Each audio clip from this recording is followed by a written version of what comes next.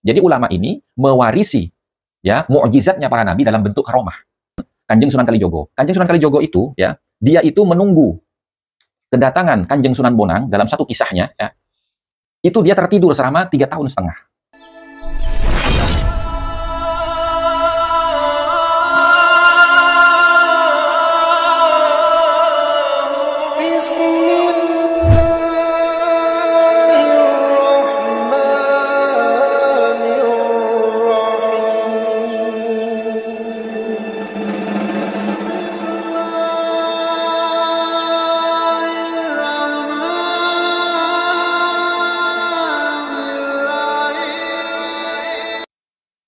Assalamualaikum warahmatullahi wabarakatuh.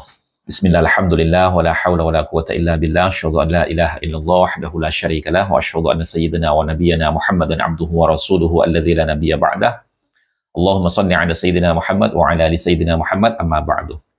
Baik teman-temanku sekalian, pada kesempatan video kali ini saya diperlihatkan ya video di mana Habib Hanif Alatos ini terkesan tidak terima ketika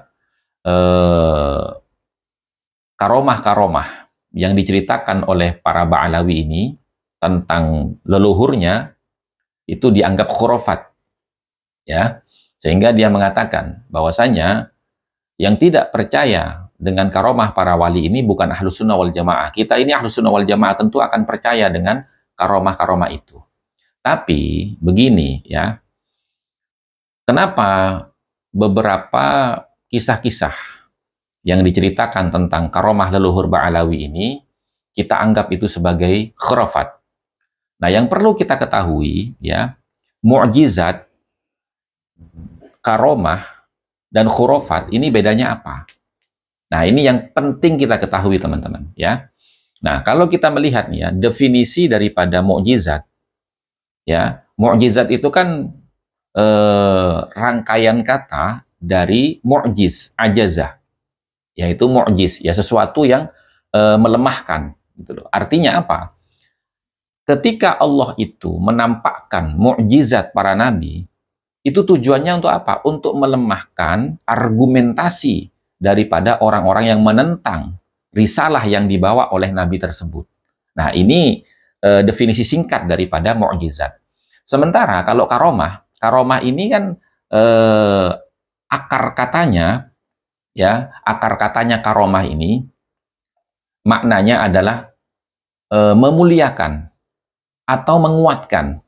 Itu karomah teman-teman ya. Silakan lihat di NU Online teman-teman. Bedanya mukjizat dengan karomah itu apa ya. Nah, kemudian khurafat. Khurafat ini apa? Khurafat ini adalah cerita-cerita yang tidak diketahui sumbernya dari mana, kemudian tidak bisa dicerna secara ilmiah. Itu khurafat, artinya dongeng mitos, gitu ya, mitos itu. Nah, bedanya khurafat dengan karomah ini apa? Karomah ini, sekali lagi, adalah amrun khariqun lil adah, yaitu perkara ya yang terjadi di dalam pribadi seorang walinya Allah, ya, yang di luar batas kemampuan manusia pada umumnya. Itu namanya karomah, teman-teman. Ya. Nah, tujuannya untuk apa? Tujuannya adalah untuk menguatkan. Tujuannya adalah untuk menjaga kemuliaan daripada syariat para nabi. Contoh teman-teman ya, saya menulis apa yang saya contohkan ini dalam buku saya. Ya, Ketidakabsahan Nasab Ba'alawi atau Hikayat Israiliyat Yahudi versus Khurafat Ba'alawi, saya tulis di situ. Ya, contoh misalkan nih, karomahnya Syekh Abdul Qadir Al-Jilani ketika menghidupkan orang mati yang sudah 600 tahun. Nah, itu fungsinya untuk apa? Jadi Syekh Abdul Qadir Al-Jilani ini ya mendengar ya ada seseorang yang berdebat dengan orang Nasrani, di mana orang Nasrani ini mengatakan, apa hebatnya Nabi kamu, Nabi Muhammad, dibandingkan dengan Nabi saya, Nabi Isa? Nabi saya ini bisa menghidupkan orang mati. Sementara Nabi kamu tidak ada sejarahnya bisa menghidupkan orang mati. Nah, mendengar itu, Syekh Abdul Qadir Jilani menjawab, bagaimana kalau seumpamanya saya bisa menghidupkan orang mati? Apa kamu akan meyakini Nabi saya? Kalau cuma menghidupkan orang mati, ya tidak perlu Nabi Muhammad, terlalu tinggi, terlalu mulia makomnya. Saya, umatnya, bisa. Akhirnya orang Nasrani itu mengatakan, silakan coba. Nah, kalau seumpamanya saya bisa menghidupkan orang mati, apa kamu akan beriman kepada Nabi Muhammad? Kata orang Nasrani itu, oke, saya akan beriman.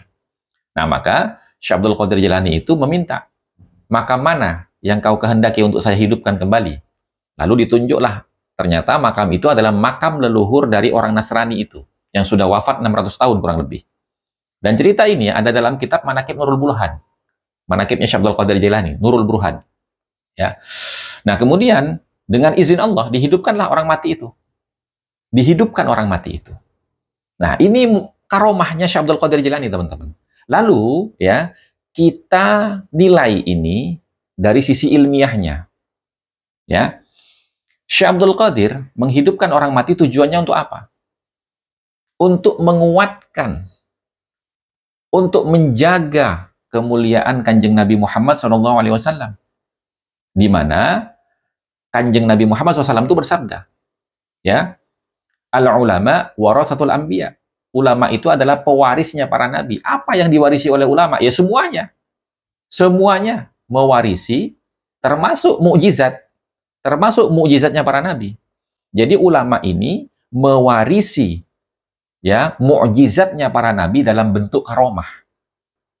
Ya, kalau ini kita bicara tentang karomah kan, karomah ini adalah warisan dari mukjizatnya para nabi. Lalu, dari mana Syekh Abdul Qadir Jailani ini kok memiliki karomah bisa menghidupkan orang mati? Ya jelas, karena Syekh Abdul Qadir seorang ulama, maka dia adalah pewaris para nabi. Nah, nabi siapa yang mukjizatnya menghidupkan orang mati diwarisi oleh Syekh Abdul Qadir Al-Jailani dalam bentuk karomahnya? Ya Nabi Isa. Kan begitu, teman-teman.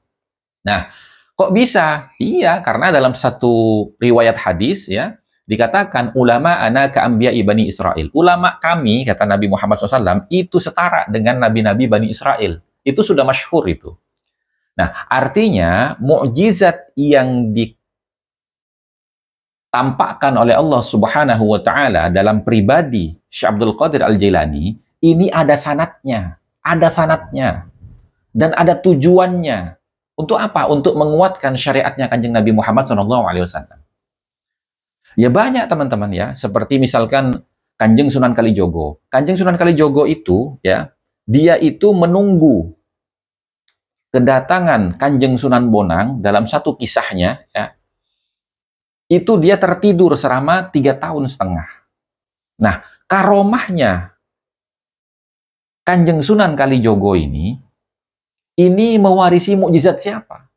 Ya banyak, teman-teman. Nabi Ibrahim itu pernah tidur selama 100 tahun, ya. Ashabul Kahfi itu tidur selama 360 tahun. Lah, mukjizatnya Nabi Ibrahim ini, ya, diwarisi oleh Kanjeng Sunan Kalijogo dalam bentuk karomahnya, tidur 3,5 tahun dalam rangka menanti gurunya, yaitu Kanjeng Sunan Bonang, gitu loh. Nah, manfaatnya apa? Manfaatnya adalah, ya, bahwasanya seorang murid itu harus memiliki kepatuhan kepada gurunya selama tidak melanggar syariat.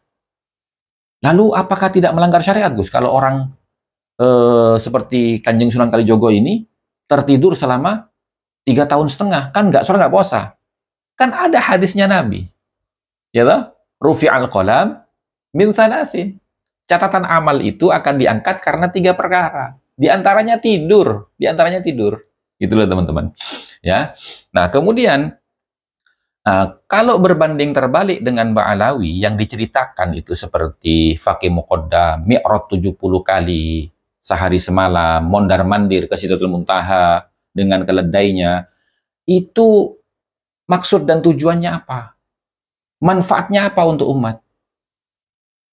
Apalagi dia mewarisi karomahnya siapa? Dia mewarisi mukjizat siapa punya karomah seperti itu? Sementara dari zaman Nabi Adam sampai hari kiamat, tidak satu pun para nabi itu, ya, yang oleh Allah diberikan kemuliaan berupa mukjizat bisa melakukan mi'raj ke langit. Kecuali hanya Nabi Muhammad saja. Jadi mukjizat mi'raj ke langit ini khususiyahnya Nabi Muhammad.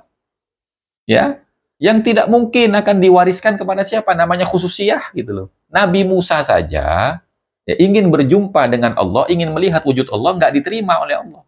Nabi Muhammad tidak punya keinginan untuk melihat wujud Allah, tapi Allah menginginkan Nabi Muhammad untuk mi'raj ke langit, berjumpa dengan Allah bila sitrin wala hijabin. Lalu Faqih Muqaddam ini siapa? Gitu loh. Lalu manfaatnya apa untuk umat Nabi Muhammad? Kan tidak ada. Terus ada lagi Habib Hadun, ya kan? Yang katanya dia menginap satu masjid di Madinah. Kemudian dia itu malam-malam sakit perut, ya kan? Mau buang hajat. Pintu masjid sudah tutup semua. Akhirnya dia apa? Melepaskan jubahnya. Kemudian buang hajat di atas jubahnya, dibungkus di situ. Begitu subuh datang, dia keluar mau membuang kotoran yang dibungkus dengan jubahnya itu, ternyata jadi emas. Ini manfaatnya apa untuk umat? Gitu loh. Terus urgensinya apa? Dia mengeluarkan karomah seperti itu. Nah, kalau tidak bisa dicerna melalui logika keilmuan, maka itu namanya khurafat, teman-teman. Gitu loh. Saya yakin kalau kita menggali ya karomah-karomah para wali, asalkan sanad periwayatan kisah itu betul-betul muttasil, insya Allah bisa dicerna dengan sanad dengan logika keilmuan. Kalau tidak, berarti itu khurafat, teman-teman ya. Nah, demikian dari saya. Mudah-mudahan bisa difahami, dan mohon maaf kepada Habib Hanif ya.